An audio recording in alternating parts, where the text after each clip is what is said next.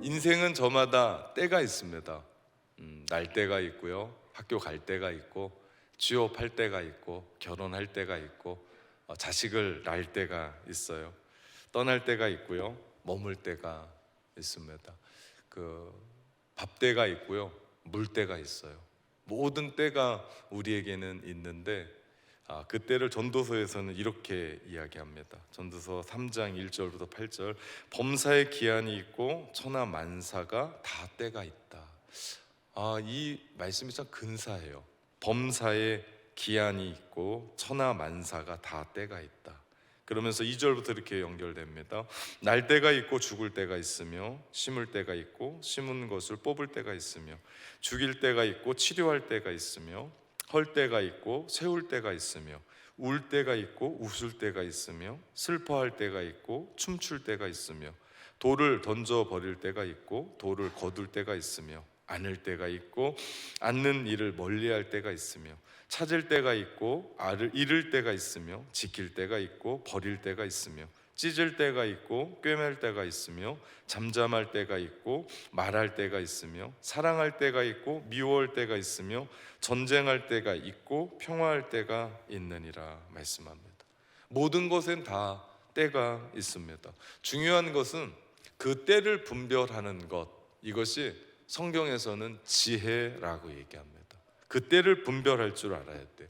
우리 지난주에 모처럼 휴가를 보내고 우리 남아있던 아들까지 복귀해서 우리 휴가를 보냈는데, 날씨가 갑자기 추워졌어요. 그랬더니 하늘에서 떨어진 눈을 한 번도 보지 못했던 애들이 눈 내렸으면 좋겠다라고 얘기하더라고요. 아니, 겨울이 돼야 눈이 내리죠, 그죠? 눈 내릴 때가 있습니다.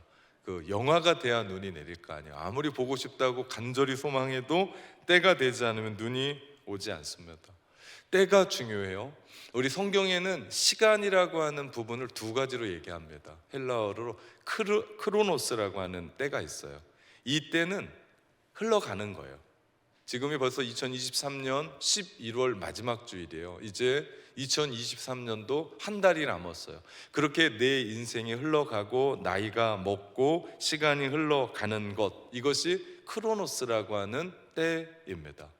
또 하나 카이로스라고 하는 시간이 있어요. 카이로스는 그 흘러가는 시간에 특별한 어떤 시간, 내가 하나님을 만나는 그 시간, 반려자를 만나는 바로 그 시간, 하나님의 의미를 찾는 바로 그 시간, 내가 목숨 걸고 해야 될 일을 찾는 그 시간, 특별한 시간을 카이로스라고 얘기합니다. 오늘 보면 15절 말씀을 다시 보면 마가복음 전체를 이끌어가는 핵심 구절입니다.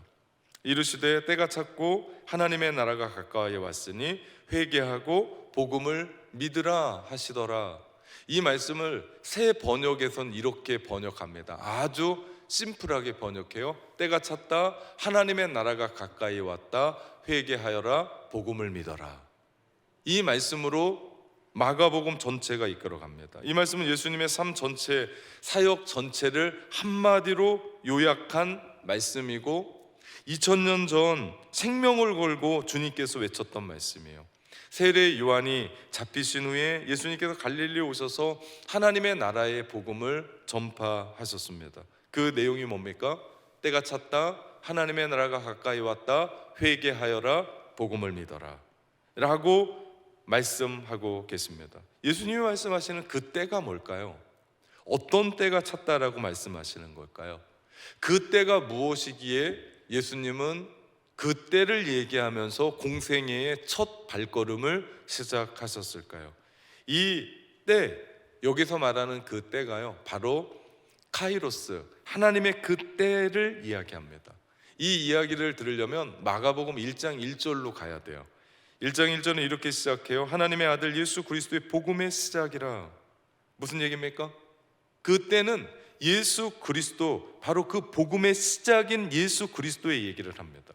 복음의 시작, 예수님을 이 땅에 보내시기로 작정한 때가 왔다라는 겁니다. 그 때가 됐다는 겁니다. 그러면서 마가는 세례 요한이 요단강에서 와서 죄 사함을 받게 하는 세례를 주었다라는 이야기를 합니다. 세례 요한이 구약의 말라기 마지막 선지자가 이야기했었던 바로 그 선지자다라고 마가는 잊지 않고 증거합니다. 그러면서 마가는 이사야 글을 인용합니다. 마가복음 1장 2절 3절을 계속 보면, 보라 내가 내 사자를 내 앞에 보내노니 그가 내 길을 준비하리라. 이 말씀은 말라기 3장 1절에 있는 말씀을 인용한 겁니다. 그 뒤에 나오는 광야에 외치는 자의 소리가 있어 이르되 너희는 주의 길을 준비하라, 그의 오실 길을 곧게 하라. 이 말씀은 이사야 40장 3절에 있는 말씀을 요약한 겁니다. 인용한 겁니다.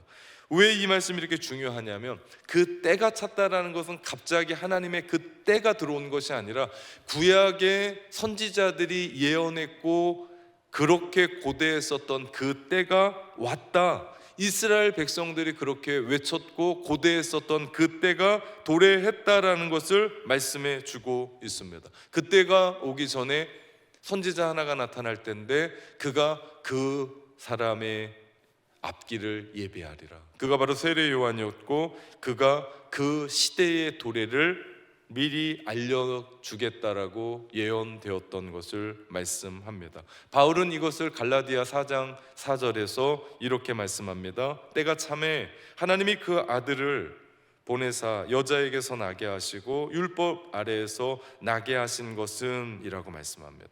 하나님의 독생자 예수 그리스도가 오심이 바로 그때라는 얘기예요.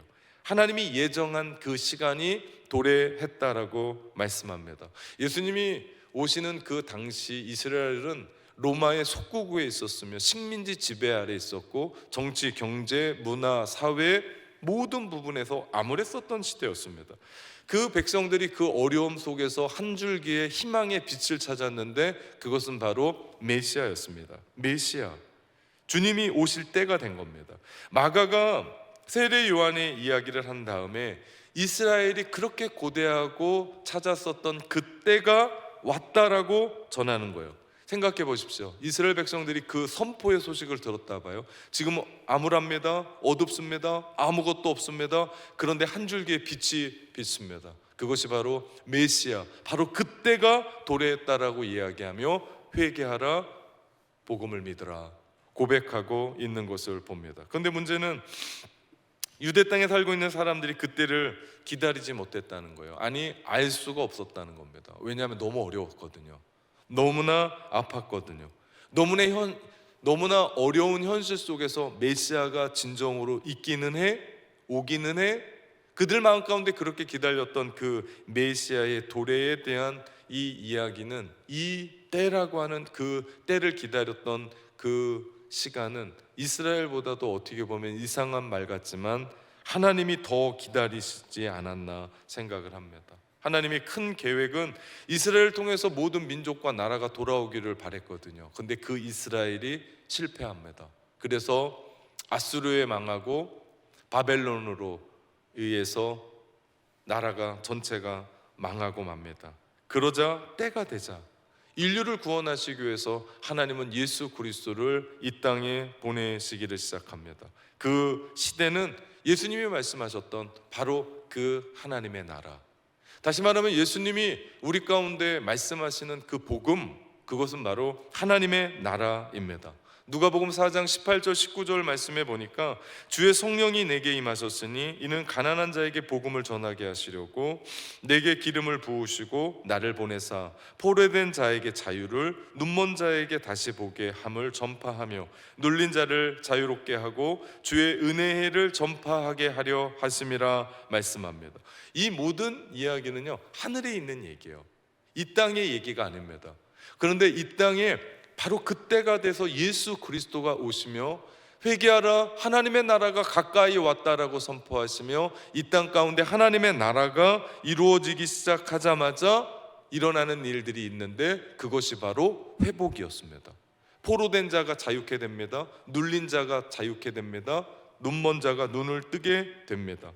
원래는 잘 보였거든요. 원래는 포로가 아니었습니다. 원래는 눌린 자들이 아니었어요. 그런데 죄로 말미암아 그들이 포로가 되었고 그들이 눌린 삶을 살게 됐고 그들이 봐야 될 것을 보지 못했던 그들에게 주님이 하나님의 나라를 선포하면서 복음을 이야기하면서 그들의 죄를 씻기고 구속곧 죄사함을 받게 하니까 그들에게 눌렸던 것이 자유롭게 되고 포로된 것에서 풀려나고 그 멀었던 눈을 새롭게 뜨게 되더라. 여러분, 이게 복음입니다.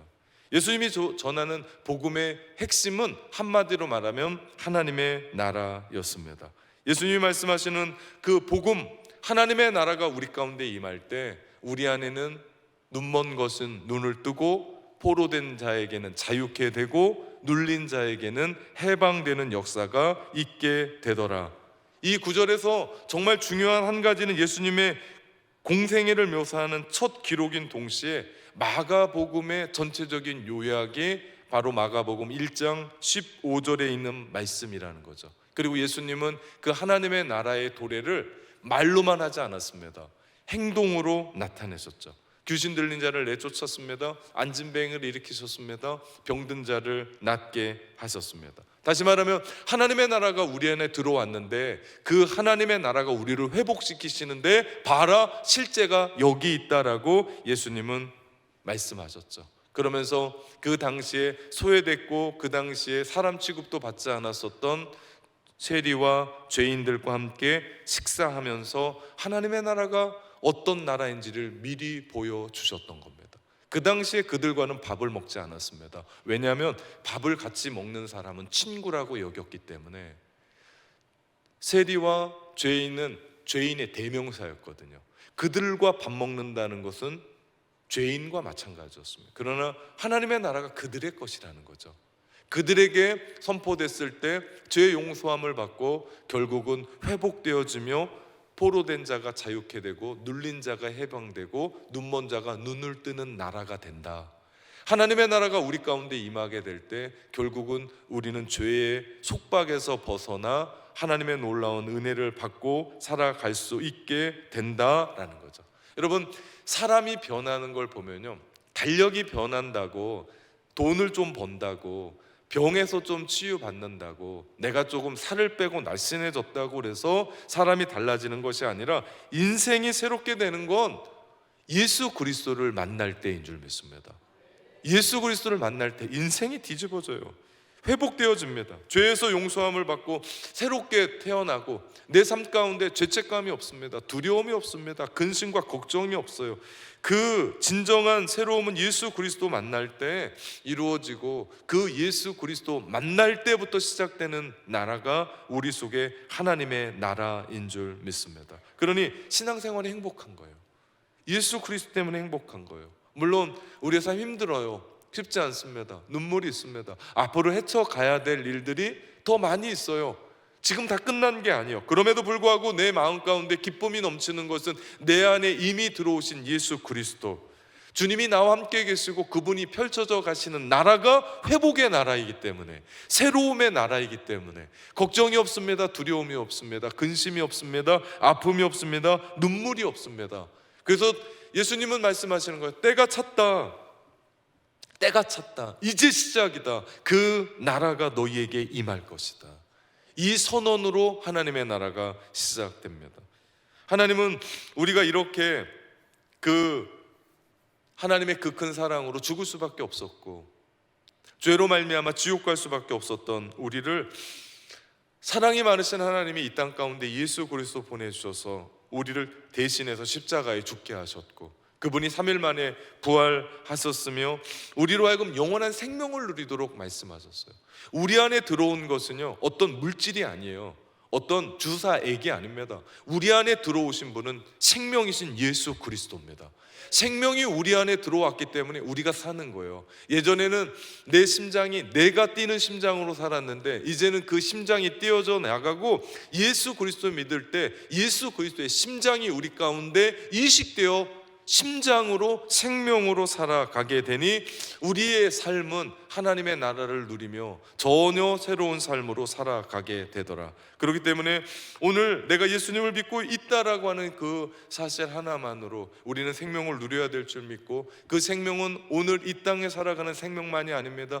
영원한 나라에 가서 눈을 뜬 영원한 생명인 줄 믿습니다. 그렇기 때문에 하나님의 나라를 살아간다는 것은 예수 그리스도를 믿고 오늘을 누리며 살아가는 거예요. 여기서 끝나지 않습니다. 우리 코끝에서 호흡이 끝날 때 우리는 주님의 나라에 가서 또 하나님의 나라를 누리며 살아가게 될 줄 믿습니다.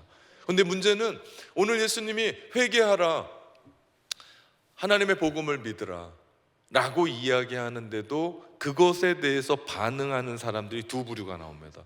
한 부류는 하나님의 나라를 환영하면서 받아들이는 무리가 나오고요, 또 한 무리는 그 하나님의 나라를 거부하는 무리도 나옵니다. 그들이 바로 유대 지도자들이었습니다. 선택은 우리 안에 있어요.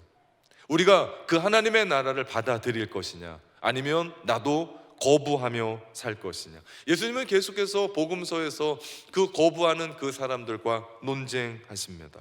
그 대립은 결국 순환주간에 예루살렘에서 그 반대자들을 통해서 예수 그리스도께서 십자가에서 죽으십니다. 하지만 다시 살아나셨어요. 이것이 마가복음 전체의 이야기입니다. 마가복음의 이야기는 예수 그리스도께서 선포하신 하나님의 나라의 이야기를 중심으로 이야기됩니다. 우리는 여기에서 진지하게 하나님의 나라를 살아가는 우리에게 세 가지를 질문해야 돼요. 인생을 어떻게 살 것인가? 이 세 가지 질문에 모든 것이 다 들어있다라고 저는 생각합니다. 첫 번째 질문, 나에게 그때가 있었는가? 여러분은 여러분의 인생에 예수 그리스도를 인격적으로 모셔드리고 받아들이는 그때가 있었습니까?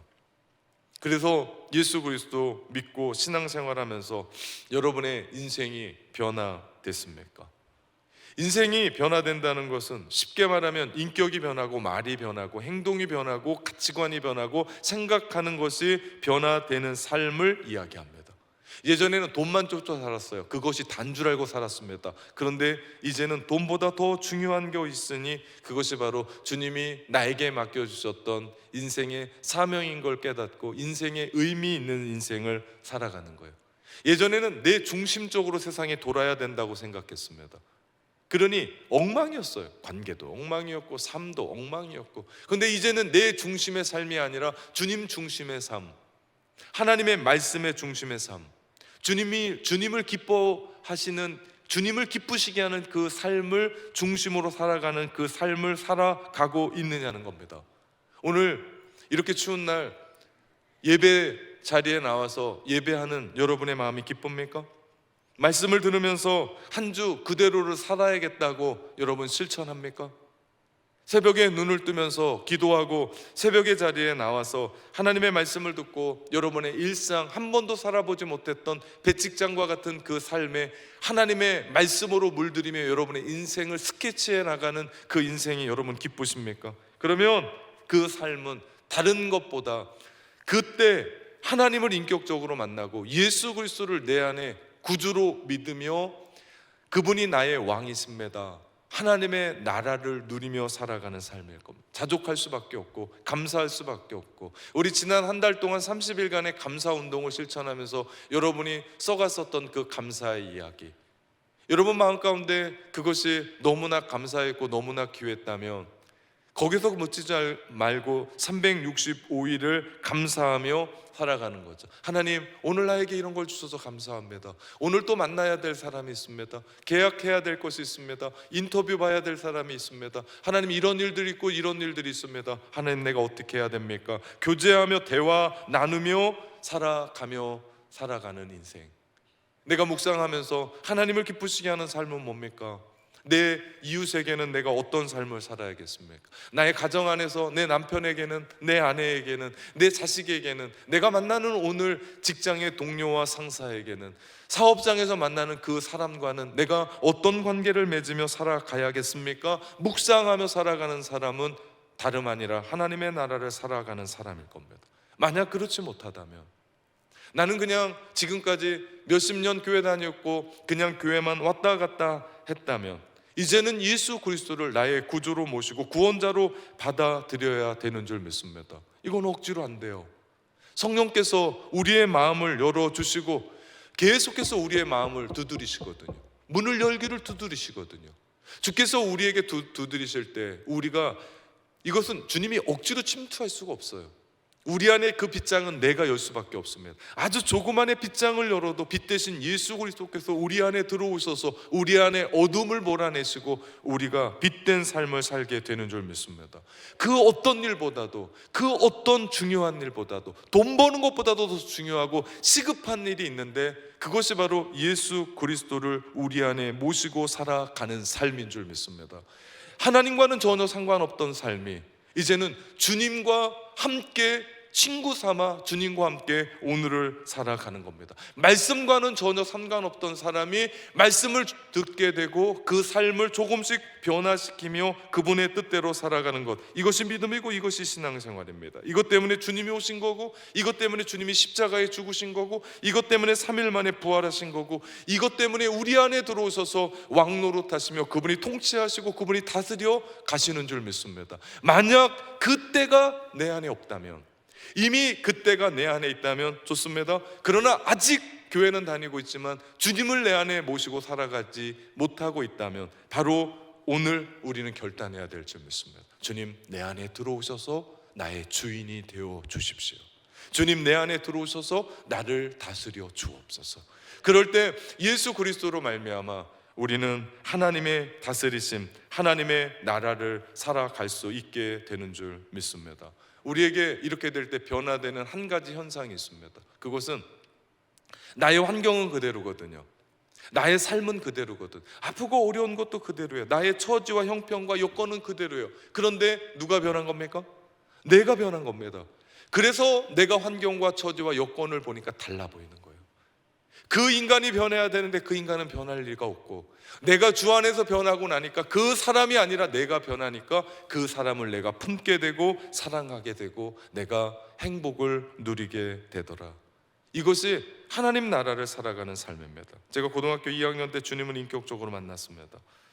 교회 어렸을 때부터 다녔지만 그때 복음을 접했고, 봄, 여름, 봄, 가을 부흥회 하는데 왜 하필 그 부흥회 때 그분이 말씀하셨던 그 이야기가 생생하게 저 안에 들려서 그 사람이 바로 납니다. 내가 죄인입니다. 아니, 고등학교 2학년 학교와 교회와 집 밖에 몰랐던 제가 무슨 큰 죄를 지었다고 오열을 하고 통곡을 하며 주님을 만났던 그 삶, 그러면서 주의 길 가겠다고 지금까지 이 길 걸어가며 수많은 일들이 있었지만 한 번도 되돌아보지 않고 한 번도 후회한 적이 없습니다.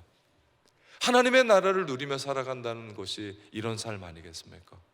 주님과 함께 살아가면서 오늘을 하나님의 나라로 살아갈 때 그 인격적인 주님을 우리가 만나고 나의 죄 씻음이 깨끗하게 해결되고 내가 매일매일 그 주님 때문에 기뻐하며 살아가는 삶, 이 삶을 누리는 그 인생, 하나님의 나라를 살아가는, 하나님의 나라로 살아가는 인생인 줄 믿습니다. 그렇다면 우리 질문해야 됩니다. 나도 그때가 있었나?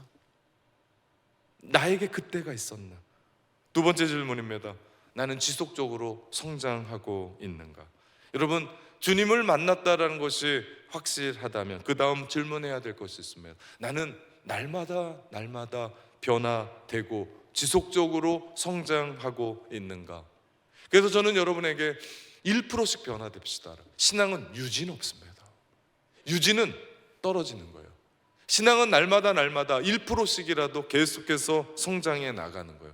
우리 신앙의 단계도요, 어린 아이가 있고요, 청년의 단계도 있고요, 아비의 단계도 있어요. 청년의 단계를 성경으로 보면 악한 자를 이겼다고 얘기해요. 아비의 단계는요, 그 아버지의 마음으로 내가 누구를 품어주는 거예요. 그런데 신앙생활을 오랫동안 하고 있는데도 아직도 어린아이예요. 딱딱한 걸 먹지를 못해요. 단단한 거 먹지를 못해요. 그래서 늘 시험에 들었다고 얘기하고 늘 실망했다고 얘기하고 늘 실족했다고. 아니, 언제 크냐고요. 이 자리에 자식을 가지고 있는 부모님들이 있을 겁니다. 분명한 건 자식이 크지 않으면 그것처럼 가슴 아픈 일은 없어요. 자식이 이 정도 커져야 되는데 크질 않는 거예요. 철이 들지 않는 거예요. 정말 울면서 눈물을 흘릴 때가 너무나 많습니다. 하나님 입장을 생각해 보자고요. 영적인 자녀들로 우리가 하나님의 자녀가 됐습니다. 근데 이 자녀가 크질 않아요. 늘 그 자리에 머물러 있으며 시험 때문에 쩔쩔매고 속상하고 그 자리에 정체된다면 여러분, 얼마나 가슴 아픈 일입니까? 어제보단 오늘이, 오늘보다 내일이 달라져야 합니다. 왜냐하면 우리 안에 들어온 건 주사액이 아니에요. 우리 안에 들어온 건 어떤 고기 덩어리가 아니에요. 우리 안에 들어온 건 생명인 줄 믿습니다. 예수의 생명이 우리 안에 있는데 이것이 어떻게 우리를 변화시키지 않냐고요. 예수의 생명이 우리 안에 있는데 어떻게 나의 그 속상했던 그 삶, 내가 지금까지 살아왔었던 그 습관 하나 변화시키지 못하냐고요. 우리 안에 생명이 우리 가운데 있는데 옆에 있는 그 사람에게 예수의 생명을 내가 어떻게 전하지 않을 수 있겠습니까? 하나님의 나라는 왕이 통치하는 나라예요. 하나님이 왕 되셔서 우리를 통치해 가십니다. 예수의 생명이 강같이 흘러가요. 그러니 우리의 삶에 행복이 넘칠 수밖에 없고 기쁨이 넘칠 수밖에 없습니다. 주님을 믿고 살아간다는 삶에는요, 웃음이 떠나지 않을 수밖에 없어요. 왜냐? 주님 때문에 그 생명이 우리 안에 들어와 있기 때문에 그 삶을 누리며 살아갈 때 우리는 성장해 나가는 줄 믿습니다. 질문해 보십시오. 나는 신앙생활하면서 얼마나 많이 변했지? 2023년 이제 마무리하는 한 달 남았는데 나는 이 해에 얼마나 많이 성장했지? 내가 신앙생활 해오면서 시작해오면서 나는 또 얼마나 많이 성장했지? 세 번째 질문입니다. 내 인생의 목적은 어디 있나? 내가 하나님을 만난 그 때를 경험했습니다. 그리고 성장해 가고 있습니다. 그러면서 내가 묻는 겁니다. 내 인생의 목적은 어디 있나? 마지막에 우리의 삶에 남는 건 하나님을 위해 살았었던 그 의미입니다. 하나님은 우리 모두에게요, 비전을 주셨습니다. 그것을 찾아 이제는 살아가야 돼요. 이제는 시간이 얼마 없어요. 세상에 보내는 그 시간, 그냥 흘러가는 크로노스의 시간이 아니라 하나님이 우리 가운데 주시는 카이로스의 그 시간 붙잡고 내 인생의 목적은 어디 있나? 이거는 젊은 사람들만의 얘기가 아니에요. 이건 나이 든 사람도 상관이 없습니다. 주님 곳곳에서 호흡이 끝나고 마지막 주님 만났을 때 너 뭐하고 왔냐라고 얘기했을 때 우리는 주님께 할 얘기가 있어야 돼요. 주님의 뜻대로 선한 일하며 진리의 일, 주님이 기뻐하시는 일, 이웃을 사랑하고 주님의 교회를 세우면서 안타까운 사람들 내 가슴에 품고 이렇게 살았습니다. 내가 왜 여기 있는지, 왜 우리를 목포 땅에 낙원교회에 세우셨는지, 왜 나를 그 직분자로 세우셨는지, 왜 내 주변에 그런 가족들, 그런 사람들, 그런 이웃들을 주셨는지 진지하게 생각을 해봐야 돼요. 그러면서 하나님이 우리 가운데 베풀어 주셨던 그 은혜, 하나님께서 나에게 베풀어 주셨던 그 사랑, 그거 흘러보내면서 후회하지 않는 인생, 우리 곳곳에서 호흡이 끝날 그 무렵 내 인생 후회하면 안 됩니다. 주님 때문에 내가 이렇게 살았습니다. 우리 자녀들의 손을 붙잡고 너희도 주님의 나라를 위해 살아야 된다. 손 꼭 붙잡고 믿음 전하고 우리가 이 땅을 떠나야 되는 거 아니겠습니까? 그러기 위해서는 우리가 삶의 타이밍을 잘 잡아야 돼요. 야구를 좋아하는지 모르시겠지만 야구에 보면요, 타이밍을 잡고 안타도 치고 홈런을 때립니다. 우리 인생도 마찬가지예요.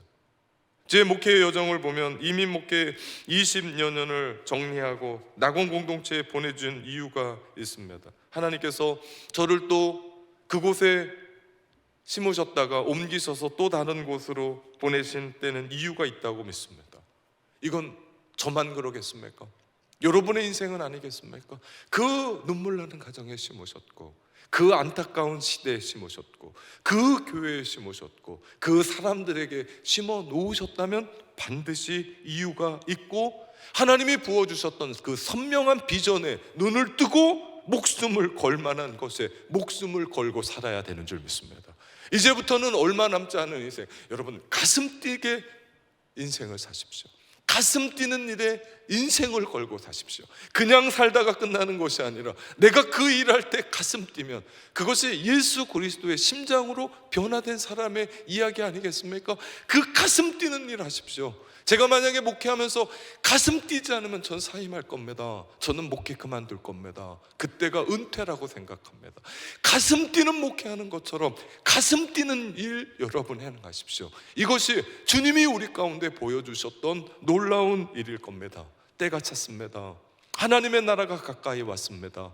회개하고 복음을 믿으라고 말씀합니다. 그 하나님의 나라가 우리 안에 있습니다. 우리가 살아가는 시대도 마치 식민지에 갇혀 있었던 이스라엘의 정치와 경제와 사회와 문화와 인생의 삶이 아닌가. 그러면서 그렇게 고대했었던 메시아가 오시기를 기대하는 시대가 아닌가 생각합니다. 코로나가 끝나고 엔데믹을 넘어 이제는 정치와 경제와 가정과 직장과 사업장, 신앙생활에 희망의 노래를 불러야 됩니다. 예수 그리스도와 함께 그분과 시작한 그 하나님의 나라, 복음을 통해서 변화되었고 회복되었다면 이제 여러분 삶 속에서 흘러가는 크로노스의 시간이 아니라 하나님이 우리 가운데 부어주시는 카이로스의 그 시간 안에 하나님의 나라를 노래합시다. 하나님의 나라를 꿈꿉시다. 하나님의 나라를 살아갑시다. 여기에 우리 인생에 희망이 있는 줄 믿습니다.